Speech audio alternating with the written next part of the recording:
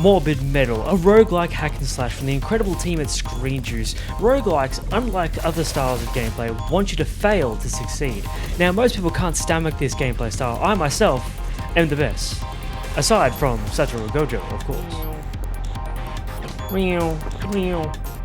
I had that intro in my head and I had to do it. I loved it. It was fantastic. Anyway, welcome to Morbid Metal. I was lucky enough to check out the demo and now I got the review copy of Morbid Metal and I'm so glad because I have been dying to play. I'm so obsessed with my roguelikes and I think Morbid Metal is a great addition. Definitely has some work to do. It is published by Ubisoft, not made by Ubisoft. It is made by the people at Screen Juice who did a fantastic job on this roguelike. Don't get me wrong. Visually stunning. Absolutely gorgeous. Oh, this is pretty. Gameplay. Highlight. The combat system in this game is insane.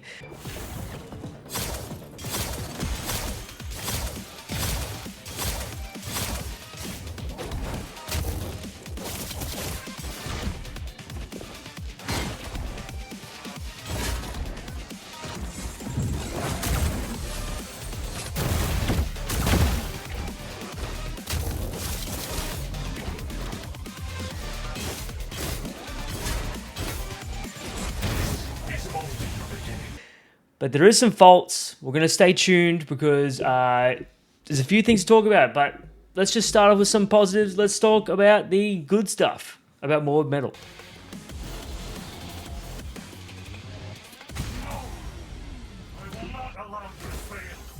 So, Morbid Metal is a roguelike. Of course, you know what that means. You are meant to lose. You are meant to die. You are meant to come back to home base, upgrade yourself, and get back in that fight and progress that slightly more than what you did the last time. So, of course, you go in there, you get your gold, you upgrade your gear, you get some specific credits to come back and actually upgrade your gear. So, the next time you go in, you're that little bit stronger and that little bit more aggressive. That's what we like to see, and that's what's good about any roguelike is a good repetition that makes sense and you constantly feel like you're moving forward. Now, what makes Morbid Metal so exciting is the absolute flow of swapping between three characters that are just perfect. You have Flux, which is an incredibly fast-paced samurai. You have Iku, which is a heavy weapon badass that is so good for crowd control. And finally, you have Vector, one of the last characters you unlock, and honestly, he's probably the weakest. He has some really good push and pull abilities, but he's a bit sidetracked. I think I much prefer Flux and much prefer Iku for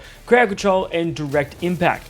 Vecna didn't really do it for me. Now, each of these characters have three specific abilities that are on a cooldown. Now, I do realize that when you continue to play this game and you get these characters unlocked, I tell you what, you'll barely ever use your base ability, base attack. You're just going to be flowing through these three cooldown effects because that is where all your damage is coming in. That is exactly the ones you want to upgrade and that's what you want to use. Your basic hack and slash is actually not really worth it because by the time you're switching characters, very similar to Final Fantasy VII Remake, by the time you're switching through your characters using all your abilities, the first ability you use is already finished on its cooldown, so you might as well go back, hit them all again, and you get through the enemies fast. There is a very particular upgrade method you could do that ends up dominating every single small enemy that you come across, and then you just go take out the big boys. That's so easy. But that's exactly what makes roguelikes good. You find a system that works for you. You find abilities and upgrades that you want to get for every single run because it works for you. And there's different ways you can play these games. That's why I love roguelikes so much. The Eternal Die is a big tick in my book if you're going to get into roguelikes. Otherwise, I was originally a Returnal fan. Absolutely love Returnal. Saros coming out this month. I cannot wait for that. But let's get back into Morbid Metal. Now, like most roguelikes, the story pretty much doesn't matter. It just doesn't. There's two main bosses. There is somewhat of a story you don't need to pay attention to because the gameplay is the highlight of this entire thing. It was a highlight during the demos. It was a highlight during the trailers. It is stunning. It is fast-paced. It is fluid. I had no bugs. Not a single issue, and that is spectacular to see on a first day launch on a game. Love to see it. I did have one bug where the boss was frozen and I got free damage out of it, but I think that's going to get fixed up pretty quickly because that's no big of a deal. The upgrades, however, is where the negatives start flowing in. There is quite an extensive skill tree to upgrade, and it is good. Like, there's so much variety, there's a lot to choose from. If it felt like any of it meant anything. Literally. I have upgraded at least 80% of this skill tree now, and I don't feel any stronger than what I started playing the game at. I don't know what's going on with that. Maybe potentially there was some movement and some works that has to be done with that, but I tell you what, I was blazing through these enemies regardless. It's the upgrades during your runs that you really start to feel. And when you defeat these bosses, you get these minor credits to be able to permanently unlock your second skills. Yes, each character has 3 base abilities and 3 you can swap from in your run, and you can permanently unlock them at the main menu. However, that also feels pointless, because even if you don't upgrade them, if you don't spend those points, you will get them in your run. This is the biggest issue I have with Morbid Metal, is that there's not enough going on. The upgrade system is so marginal that if you go from the start of the game to the second final boss, you will unlock everything. The multiple runs I did, as long as you're looking for those extra pickups,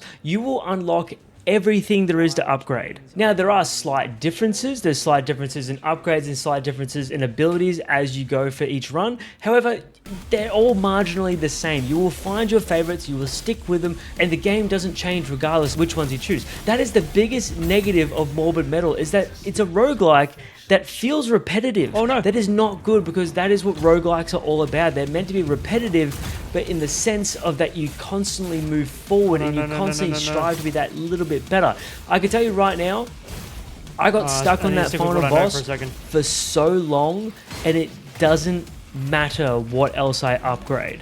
I've upgraded 80% of this skill tree, and I can tell you right now, I'm surviving just as well as I did the first time, the last time I versed it. Like, honestly, it doesn't change anything. The upgrade system being incredibly weak and the actual roguelike being repetitive are 2 major negatives with the game. Now, I don't think this is enough to actually push you away. I think this is a spectacular time.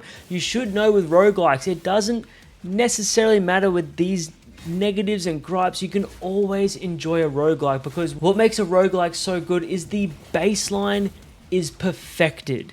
It is absolutely done so well. I enjoyed the hell out of it. They are estimating 10 hours of gameplay in this full release. I reckon you could easily chop that down to between 6 and 8. So it's a fantastic small roguelike title, which some roguelikes are meant to be big, and that is perfectly fine. I think this is a great little bundle of joy, and I think this is a fantastic game to jump into. Morbid Metal definitely gets my tick of approval. I have been obsessed with it since the beginning, since all the trailers came through.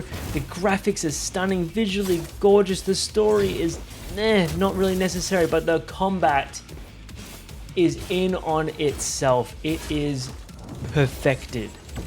100% recommend picking up Morbid Metal. What other game do you perfectly switch between 3 different characters with 3 different mood sets on a fast hack and slash base game? It is gorgeous, incredibly well made. I'm just a humble gamer that checks out all the latest games right here on Mark My Words YT, and if you are interested in all brand new games, we're gonna be jumping straight back into it. I think next up we got our Super Meat Boy video that came out yesterday, I think. So we're gonna jump straight onto that. But of course, like, subscribe, click around here for the next video. But of course, thank you very much for watching.